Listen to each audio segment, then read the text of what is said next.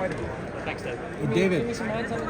Hey, David, ¿qué tan desesperante es para un campeón como tú tener que estar lidiando con este tema del Canelo una y otra vez?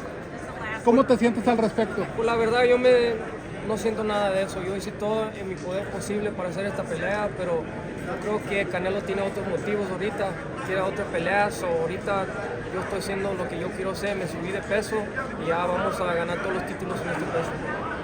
Is the plan to stay at 175? I talked to your dad yesterday. You said, your best at 168 and 175 is. Before anybody asks me that question again, I don't know. I'm gonna just win this fight and then we'll see what happens after. I mean, I'm sure if the opportunity presents itself, we can make a great fight. But as of right now, I'm just worried about this fight at 175. David dijo que tú eras bastante grande para ser 168 kilos.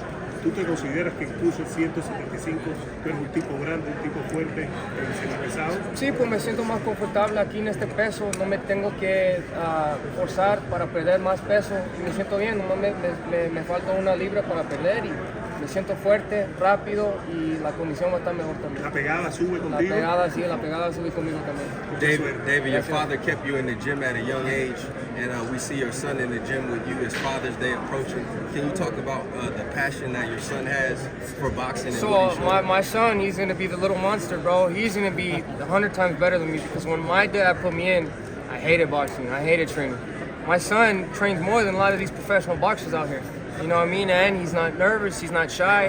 You guys see him at the media workout. He was throwing more combinations than me. I'm like, well, hold up. Let me get some shine in there. But he's gonna be good. What would you say is the first thing you taught him? Like, what's the most important thing that you taught him when he started boxing? Well, for me right now, the plan I have, I kind of want him to develop in his own style. He watches me a lot. He already has a hand speed down. So, and it's funny, he was trying to teach me how to knock Canelo out. He said, Dad, when you throw the right hand, you gotta touch, and then you throw the right hand. So he has a lot of knowledge already, and I'm gonna just let him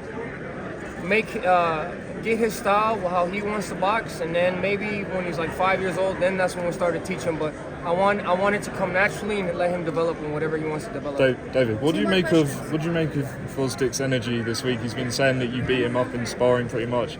Up there, he said size doesn't matter. Like, is he beating before this fight's even started? I mean, the body language kind of seems like that, but I don't really let that get to my head. I think he knows what's on the table for this. I know what's on the table for this too, and I prepared extremely well. I'm sure he prepared extremely well, and but he still remembers what I did in those sparring sessions. So he's a great fighter, but I'm also a great fighter.